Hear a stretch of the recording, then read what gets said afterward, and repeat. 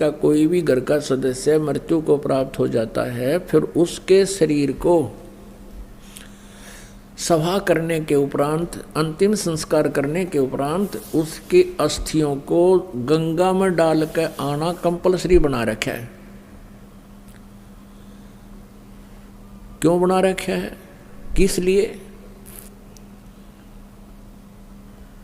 और ये कहते हैं तेरे पिता की गति नहीं होगी, तेरी माँ की गति नहीं होगी यदि वहां नहीं डाल का होगा। वहां फिर और ठग बैठे, यहाँ के भेजने वाले एजेंट अपना कमीशन ले लें और वहाँ बैठे वो जो गंगा में डलवाएंगे उन अस्थियों ने वह न्यारे चार्ज करें। अपने आत्माओं, ये सब अज्ञान के कारण, तत्व ज्ञान के अभाव से हो रहा था। अब क्या होता है, जैसे एक व्यक्ति किसी किराए के मकान पर रहता है और उसको मकान मालिक कह देता है भाई मकान खाली कर दे, मुझे आवश्यकता है, तो उस समय वो छोड़ना जी ना करता। और इस मकान में तो यू अपना मान रहा, अपना पर्सनल मान रहा है, इस मकान में तो यू कई सैकड़ों वर्ष रहता है, तो इस मकान को ये छोड़ना नहीं चाहता, अपना मान बैठता है। उधर से भक्ति ना करने से ये प्रेत बन जाता है। प्रेत बनते ही इसका जो भी अकाउंट है जाते इसको मिल जाता है, कौन सी योनि प्राप्त होनी है, ये भूत बन जाता है। और उधर से क्या होता है कि वो घर वाले उनको फूक देते हैं, सवा कर देते हैं, तो वापस वो अपने घर पर आता, वो प्रेत बन के। अब घर वाले तो उसको देख नहीं सकते, उसमें आवाज़ नहीं, वो सुना नहीं सकता, वो वहाँ धक्के खा के फिर देखता मेरा शरीर कहाँ है, वो जाता शमशान घाट पे। तो इतना इसको ज्ञान होता है प्रेत को कि ये अस्थि मेरी है, ये नहीं है। तो अगर वहाँ उसको कोई अपनी अस्थि मिल जाता है, यो हार्ड ना जड़ा हुआ, उसको चिपक जाता मेरा है, यो मेरा, नुतकती चिपट जाए उसका। और ये सद ये क्या करते हैं, सेवड़े उन अस्थियों को उठा लाते हैं और वो अस्थि के साथ आता वो प्रेत, फिर वो उसको अपने जंतर मंत्र से जकड़ लेते हैं, अपने अधीन बनाकर फिर वो दूसरों को दुखदाई हो जाते हैं।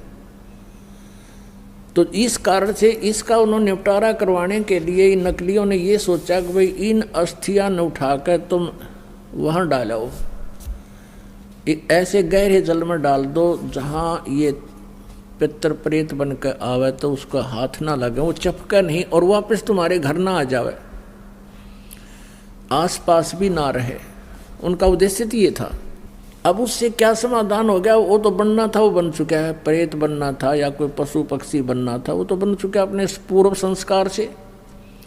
अब वो नकीते ठाकर डालने जाओ, प्रेत वो बन ही चुका है। तो ऐसी हमारी ऐसी वृत्ति है इस जीव की, उसी आधार से सुखदेव वाली आत्मा का संस्कार ऐसा था कि उसने गंदे अंडे में ही ऐसे उसका अंडा नष्ट हो गया और उसका वो चिपका रहा, अपना जान के मेरा है मेरा है। यह वृत्ति है हमारी।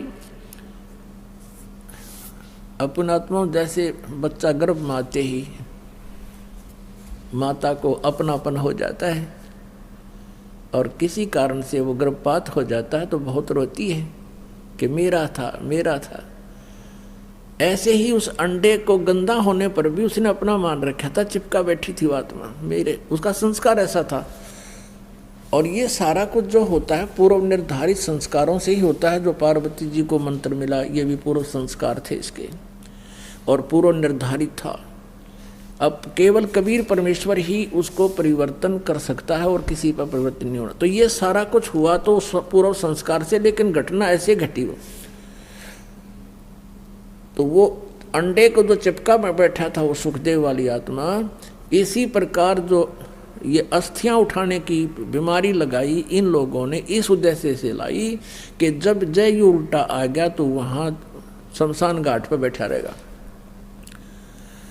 और आपने देखा होगा कि भाई कई क्या कहा करते थे कि भाई ये लड़का वहाँ जा रहा था और इसकी ठोकर लगी किसी वस्तु का, उस दिन से बीमार है, तो यो भूत चिपटा रहा है उसके अपने अस्थि के, और उसका ठोकर लगी, फिर ये चौधरी था, फिर अब कैसे मेरा ठोकर मार दी, इसका अंडी बनाते लकड़ता ही नहीं, फिर गधा बन जाए। तो वहाँ उनको दुखदाई होता था, इसलिए उन्होंने ये समस्या हल कर दी कि अस्थि यहाँ से फेंक दो कितने, यो एक स्थान पर ना चिपका रहा, अंडे जा धक्के खानता कि तो और धक्के खा लेगा, बाहर चला जाएगा। ये उद्देश्य था। और पुण्यात्माओं कहते हैं यदि आप पूर्ण परमात्मा की भक्ति करते, सतगुरु की संगत करते, ना तो आपने भूत बनना, ना अस्थियां उठाने की आवश्यकता।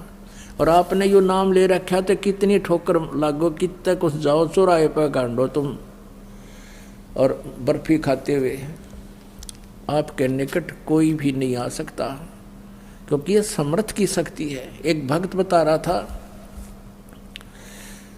कि मैं अपनी किसान था वो, कि अपनी बहन के गांव में ससुराल में गया हुआ था, उनका ज़मीन ज़्यादा थी, मैं अपने बैल ले गया था उनकी खेत की जुताई करवाने के लिए, हेल्प करने के लिए।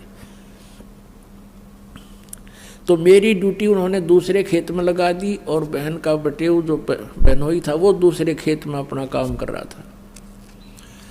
उस खेत के पास में एक छोटा सा तालाब था, तलैया थी, जोड़ी थी, उसमें एक छोटी सी मंडी बना रखी थी, और कोई वहाँ पर एक 5 किलो एक बेली होती थी, 5 किलो गुड़ का एक ही आइटम बना दिया करते, पेड़ा सा इतना बारा, वो चढ़ा गया वहाँ, उस वो को पीर प्यार था, पीर की मड़ी थी।